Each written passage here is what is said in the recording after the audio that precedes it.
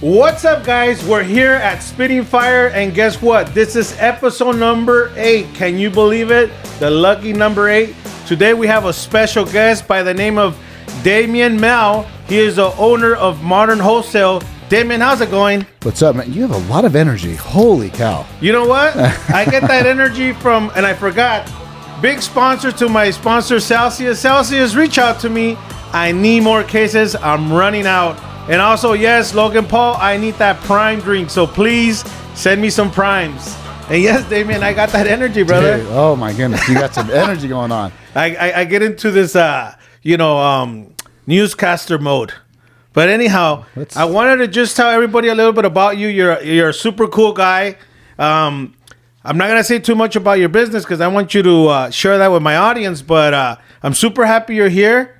It would have been cool too. Next time, I want you to bring your wife because I'm gonna interview both of you. Oh, great. My boss. Your boss, yeah. My boss. So Damien, can you tell my audience a little bit about you, what you do, what you own, what projects you got going on, before I start asking you some good questions that I think a lot of entrepreneurs right now that are in the real estate business, most of my audience, about 70% is real estate. So I want to ask you a couple questions on the real estate side. But also, I think with you, I want to go more into the entrepreneurial side because you're an entrepreneur. We were just talking before we set up the cameras. Please let us know a little bit about you and this audience. Okay, cool. Right on. Well, as you said, Damien Melle, couple of businesses. So Modern Real Estate Shop is our consumer-facing real estate. We do property management, vacation management, sales, escrow. Also, we have fixed construction, FIXD. We do all residential and some commercial construction. We also have Holt & Palm, which is a home goods retail store that's located in downtown Ontario. We are also commercial developers. We're in the process of developing also now a pizza restaurant in downtown Ontario. Got it. And my boss just announced that after that gets up and running, she wants a breakfast spot. So Jesus I have a feeling we're going to dive deeper into hospitality. So we do a lot. And we are also just launching a new art gallery on November 18th in downtown Ontario. And I'll kind of put that on the end of the end of the show. So we have the art gallery, and we're also working on acquiring other properties. So we're busy, needless to say. We have a lot going on. We are all over the place, but it's all kind of centered around real estate assets, and kind of just servicing the community. Man, have you guys heard that, man? This guy dropped so many nuggets, I think I have to do a replay of all the things that you got going on. So you're telling me even though there's high interest rates, several wars out there, you're still busy? God, I'm busy. You know what? Look, like I always tell everybody we talk to. Yeah. We adjust based on what the market is. We've been in growth mode since 2001. Wow. We grew through the refi boom. We grew through the housing crash. We always grow because it's all we're doing is shifting where our focus is at. That's all we have to do is shift where your focus is at. That's absolutely right. So, first question I got for you. What inspired you to open up your own business, and how did you identify the opportunities in your industry? Wow, that was a big question. Yeah, that was a big question. What inspired me to start my own business? Yeah. Okay, I'll be really honest. So when I was 18, I got a job, maybe 18, 19, I got a job working in corporate world. Got it. And after about maybe a month of waking up at like 5:30 in the morning to go to work, I looked in the mirror in the bathroom, wiped off the steam, and I said, there is no way in hell I'm doing this for 30, 40 years. I didn't like it. And, the running joke is entrepreneurs are the only people that will work 90 hours a week, so they don't have to work 40 hours a week. Really? So it's funny you said that. I think it was a hashtag or something that I saw, a meme, where they say that people that work 9 to 5 would rather work 9 to 5 than work for themselves. It's just crazy. Yeah, and it really comes down to a very basic concept. Yeah. The one thing that you cannot get in life is more time. You are given an exact amount of time by God, and how you use it will be what is your life about, right? And so I want to be in control of my time. I don't want to be told when to take a piss. Sorry, can I curse on this thing? Yeah, you can. Okay, I don't want to be told what time my lunch is. I don't want to be told what time to come to work. And so the only way to do that was I have to have my own business. I have to be in control of myself. And Damien, we're talking before we set up. I know you said that you've been working with your wife since you started your business, right? Correct. Let me ask you this, because I'm the only guy working in my family. I'm the one that just I'm up front. My wife is more of a stay-home mom with the kids' wife. How do you? is there such a thing? I don't even like to say there's this work-life balance that I keep hearing about. How do you separate that, being in business and your wife is your boss, but then you get home and then you have to be a husband? Like, how do you not have conflict? Or if there's a conflict there, maybe this is just a personal question for me. How do I separate that? Well, the answer is you don't.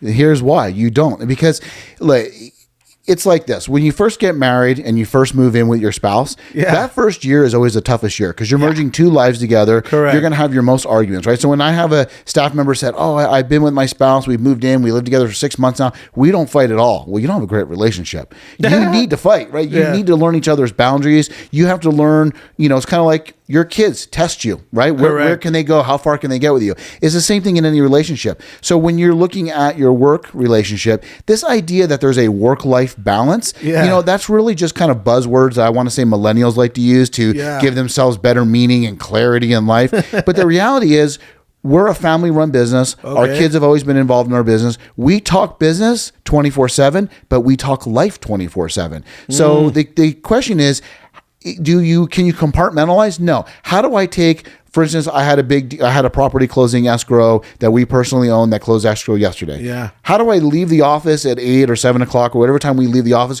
go home and have dinner, not mention or talk about that deal at my dinner table with my wife, who's my business partner? It's not possible. Yeah. So instead, what we do is we say, listen, we're a family unit. We work together. We live together. We just talk about everything all the time. So in the middle of the day, we're talking about our next vacation or, what's happening at a holiday party. We don't say, hey, let's segregate that. That's a false reality. You really can't do that. So it could just happen at any time. Yeah, we live life. Period. I wake up in the morning. If we go for a walk together or a hike, we're walking. Then we'll be talking about what we want to do at work. At work, we'll talk about what we're going to be having for dinner. I mean, it's just learning to live life. The most important thing is to understand what lanes you should be in, right? So it took us many years of working together to understand that she has certain strengths that I don't have, and vice versa. I have strengths, and so we respect each other's positions. We have titles, and we stay out of each other's lane, and that enables us to basically just work together, and it works really, really well. Wow. Yeah, you know what? Now that I was listening to you talk, I think that was it was more of a personal question because I'm still trying to navigate that. Now that I moved here to Rancho, and like I said, my wife is more of a stay-home mom. I'm the one that's just trying to do everything by myself. That's a mistake. But, yeah, that is a mistake. I will say this. I will give credit because, we often joke about, the woman's role and the man's role because that's always a hot topic, in the office. And I have a lot of more females that work for me than men. And I always give them a hard time. And I go, geez, us men had to jump in and dress like females to do your job to get Woman of the Year. And they get all pissed off at me. Man. But, just joking aside reality is, if your wife is sitting home and she's not part of your business, that's a mistake because behind every great man is a great woman. Got it. And really what our wives bring to us is balance, right? Because men and women do think differently and we tend to be warriors. We tend to fly off the handle a little quicker. We have, where a wife can be calming. She can listen to what you say without you realizing it. She can back you off the ledge and she can talk sensibility into you and you don't even realize it's happening. But the reality is women play a really, really strong role in society. And when you cut her out of that, even though she's staying home and she's I take it she's staying home with the kids. Yeah. Okay. That's a super important job. Yeah. That's more important than making money is raising family, right? That is true. That is a awesome job.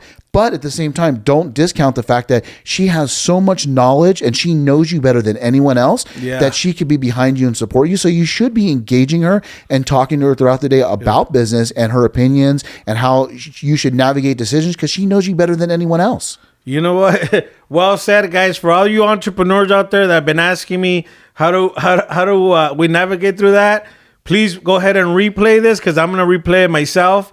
But Damien, another reason why I brought you here, you were here at one of our trainings not that long ago. And when you left, a lot of people say you're a book of knowledge. Even the broker was like, damn, that guy's a smart guy. He knows what he's doing. And I even joke with my broker. Did you ever get to find out who Andy Frisilla is? No. I know we talked about it. So make sure, Angel, when you do a split test, make sure you do a split test with Damien. He's going to do your research on you. Because he's going to go ahead and when he develops the shoot, he put some of the stuff that you do into our videos. But okay, without further ado, here's one of the questions that I was asked. One of the ladies, her name's Gloria, asked me, how can you highlight some of the key principles and strategies that you have contributed in your business to be successful? Because she was here, she showed up late. She was one of the ones that showed up late, and I had to fill her in. I'm like, and she goes, how does he have time to do all this? I'm like, well, let me ask him what he could highlight some of those things. So how do I have time to do all this? Okay, so that's a tough question because the market has changed dramatically since COVID. Yeah. Dramatically. So it is, for us, that's our number one challenge is hiring. Yeah. Right? Matter of fact, we just did we talked about this on our podcast that dropped this morning, and we did an interview last week with a girl, 30 years old. She didn't work for a year and a half. We said, what did you do in that year and a half? And she said, I took time off to reflect. Okay, these are not people you want in your business. Yeah. I get resumes with 2 months, 2 months, 2 months, 2 months, 2 months. These are not people we want in our business, but unfortunately, this is what's out there, right? Yeah. So it is very difficult. I would say two things. One is never stop hiring. Okay. Never stop hiring. Even if you don't think you have any positions to fill, continue interviewing. Make that a daily part of what you do. Interview. Got it. Because you will run across people that are good. You'll run across people with really good balanced work ethics. Yes. They understand that they're not going to get the corner office after being there for 6 months. I had one guy interviewed who had 2 kids, married. His wife was a waitress. He was interviewing for a customer service position. He had left Chase Bank. He was a teller. And I said, why did you leave Chase Bank? He goes, there was nowhere for me to go.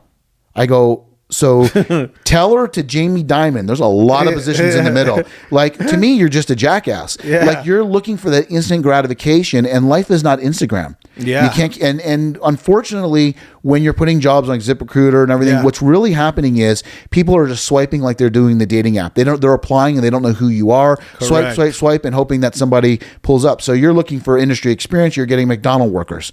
Like, really, dude, I'm sorry, but you're not the role for me. Yeah. And so it is really tough. So I would say, if I could tell you anything at all, is keep hiring. But when you realize someone is not a fit, get rid of them fast. Yeah. Hire, but get rid of fast. Get rid of them. Get them. What we like to say is, if you're ever good to great companies, it's like get them off the bus. If you know that person isn't going to excel in your team, you're doing them a disservice by keeping them around, and you're doing your company a disservice, and you're doing all of your other employees a disservice, because everybody wants the company to grow so they have a stable job. So you hire often, you fire fast, and that will allow you to go through, unfortunately, a lot of people, but you can find those kind of people that you realize have the quality that you're looking for. And the number one quality is, do you know what it is? To me, is, I guess, somebody that at least shows up, because some people, agents don't follow a schedule. That is sad. That's the bar we set, that they don't show up. Loyalty. I cannot buy loyalty. I cannot train loyalty. I want someone who's loyal. If they're constantly looking at other jobs and they're telling you, then dude, go somewhere else. Leave me. I want someone who's in it to win it, who's loyal, who has a vision and can see my vision and follow me, so we can build something great. Because I can't build an enterprise. No. I can only lay out the direction and the tools. I need the people behind me to build that enterprise. That my brain, Damien, as I'm listening to you, dude, I'm telling you, you're giving us so much information right now.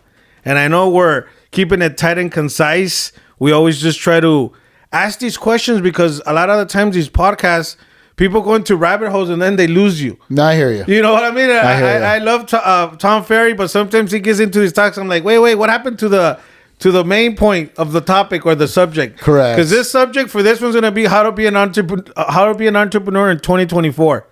Because we have a lot of young agents that we're recruiting. And I said, hey, you're a business. You're an entrepreneur. How you show up here every day, even when you don't want to do it, is how your clients are going to show up, right? But without further ado, is things are changing a lot, right? Innovation, AI. And innovation is often the key to staying competitive. How do you foster a culture of innovation within your company, being that you have multiple streams in your company, right? Been there before. You have candles, you have art, you have plants, you have beers, pizza coming. Like, how do you stay on top of your competition, and what innovation do you use? I love technology. So yeah, look, I'm gonna throw this on you. I have a background as a network engineer. Okay. That's what I went to school for before we got into our other major businesses and moved on through our career. And so I like to say we like to be bleeding edge, not cutting edge. Right? Okay. We're always looking for technology.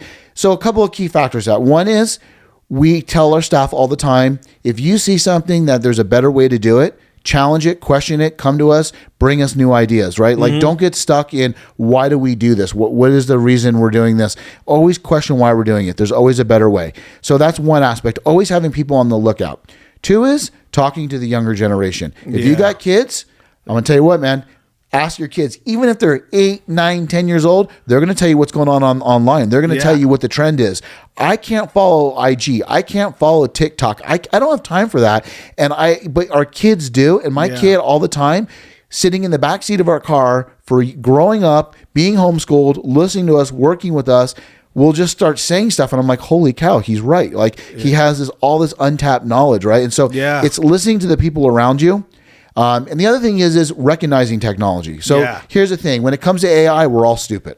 AI is way smarter than everyone else because AI is everybody put together in one database. It's both good, but it's also very scary. And that's a whole nother conversation we can have. But understanding what technology is and how you're going to use it.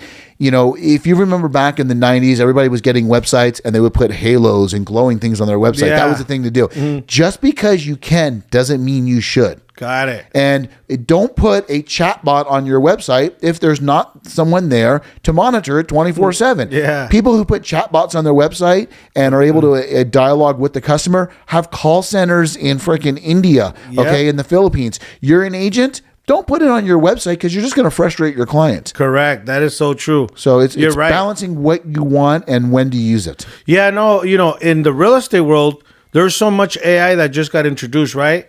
There's these systems, I don't want to name the systems, but there's systems where agents get lazy and rely on them. Kind of like the whole AI, the chat box asking, when do you want to buy? How soon do you want to move?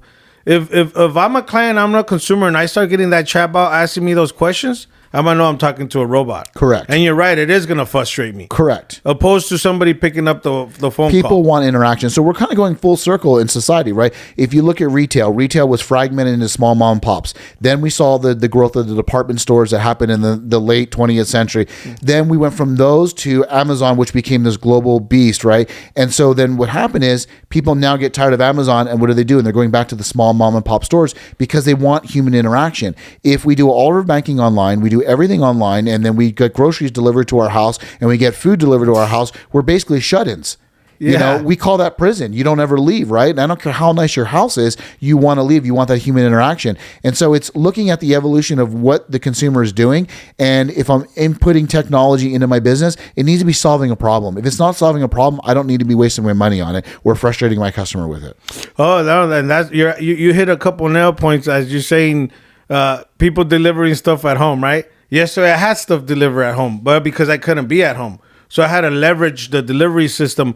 But here's another thing as we navigate through this conversation, how do you handle adversity and maintain resilience in the face of uncertainty or through these times right now? Dude, these I am not that smart. You're going to need to dumb down that question. Really? That was a straight, like, I'm interviewing you for a job question. Yeah. You better dumb that down. Yeah. Because once again, when you were here, there was people like, damn, I want to do what he's doing. Because there is some artsy people here. Sure. Unfortunately, their offices are closed. And now that I got that email on that third Saturday, we're going to talk about the young ones and the ones that came up to me. I think the ones that are the older people here, the older agents, are the ones that don't speak up because they feel like if I tell them something, they think I'm trying to change their business. I'm like, no, you need to pivot. You need to go and build relationships, kind of like you, right? If the Titanic pivoted, it wouldn't have sank. Yeah, it's kind of like that simple. It's weird how we met. I think you had somebody call me. I did. Somebody called me, right? I did. They call me for the wholesale wholesale thing.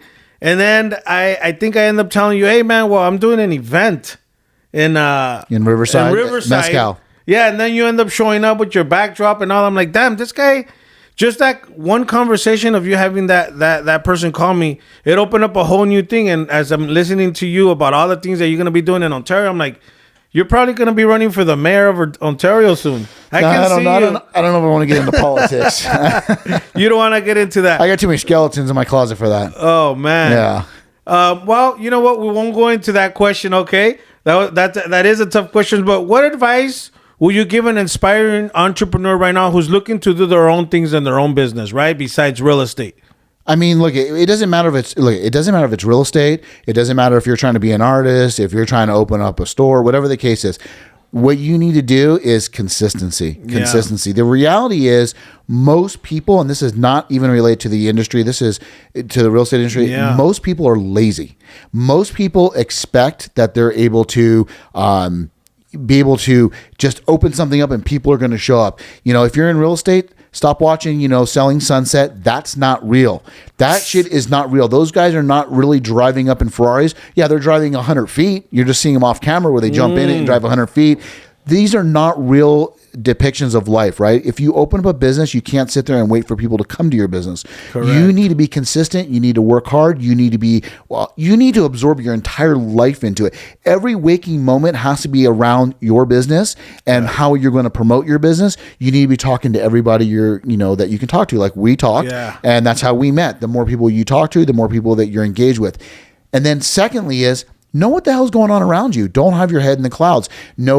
Know your economic conditions, know the political conditions. I'm not saying take sides. I'm not saying become a soapbox. What I'm saying is know what's happening, good, bad, or ugly, so you can adjust your business to meet the needs of the consumer. If you're not doing that, you're doing yourself a disservice, you're doing your clients a disservice, or you're not even going to have clients. No, that's absolutely right, man. And one more question that I ask, I know you're in real estate. So where do you see this happening in at least, I would say 3 to 6 months with this whole interest rate, with whatever's happening on the other side of the planet, Damien? Because like I said, I'm making moves, I'm pivoting, I'm hiring people, and I'm just trying to have a little bit of myself spread out, but not spread out too thin. But everything comes back to my business, right? To real estate. Sure. What would you tell me, if I was just to ask you that question, dude, what do you think I should focus on? Because there's so much crap out there right now, and it is scary. Because, we have an overhead. We're running a business. I'm the only provider in my family. And I'm like, shit, do I go all in? Do I not? I mean, what are your thoughts on that? What do you think? Well, that's a great question. So the industry, I think, is definitely going to change. I think a couple of things are going to happen. One is I don't think interest rates are going to come down. Okay. I think the idea is we're going to have less buyers in the market. And I think that's the trend we're moving towards, period. Plus, millennials and Gen Zs have less of a desire to buy our house than say a Gen Xer or a baby boomer. Baby boomers were all in, wanted to buy a house after the war. Gen X grew up that you buy a house, you buy a house, you buy a house. But then millennials grew up watching their parents lose their house in the financial crisis. They didn't want that issue. Gen Zs are looking at saying, hey, I see everything on my phone. It's a different world, and we don't have they say, hey, I'm not materialistic. So what's happening is the buyer profile is going to erode quickly. The issues with NAR and the commissions and how they are affecting are going to completely disrupt, in my opinion, the industry.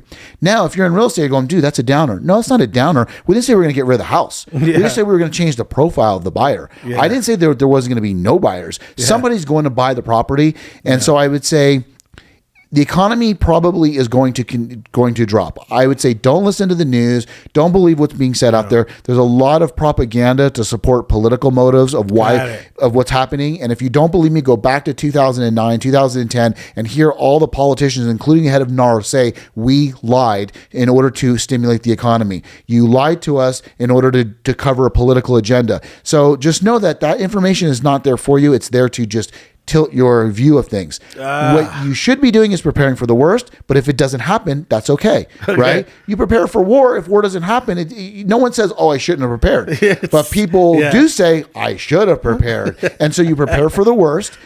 For you're running your business, shore up your financials, pay down your debt, make your overhead as light as possible, so that way you can kind of bob and weave with the market, and you're not stuck to having fixed costs that you can't get out of. Watch the market, see where it's going, and always try to position yourself ahead. And I know, in our last office, we had a quote on the wall from Wayne Gretzky, and he said, it's not where the puck is now, it's where it's going to be. It's where it's going to be. That's where he needs to be, right? And then that's, and that's really critical in understanding where you're going to navigate your business, but being flexible and being able to move quickly. Big companies are not flexible. Big companies can't move quickly. And that's why big companies fail in hard times. Damn, you guys heard it from the man himself. So, Damien, how does my audience find you, your business, and all the projects you got going on on every third of the month, correct? How do they find you? Yeah, so we have a bunch of different ways, but okay, so one is we do have a podcast as well, which obviously I'm going to have you on our podcast. Yeah. I'll have a little bit less energy than Alfred here. Our podcast is Mod Talk. Yeah. You can watch it on YouTube and you can listen to it on all the streaming platforms. Yeah. So you can find it there. If you're in the real estate industry and you do not offer property management, we have a wholesale property management that enables you to offer property management services, get paid monthly, but we do all the work, right? So we're a snap onto your business. You can find us on IG at wholesale.modern. Yeah. And then if you are interested in the rest of our businesses, our home decor, Holt X Palm. Holt X Palm is our IG handle for our store. Okay. That's in downtown Ontario. Actually, if you follow Holt X Palm, which is it's called Holt and Palm, if you follow that, you'll kind of get linked in with everything. Yeah. You can come out to downtown Ontario. We're in the Arts District. You can see what's going on. Yeah. Every third Saturday from 6 to 9 in downtown Ontario is going to be the Art Walk. It's going to happen every third Saturday, every month. And it's a joint venture between the businesses in downtown, the museums, the art lofts, our businesses, and the city involvement. And so we're super excited.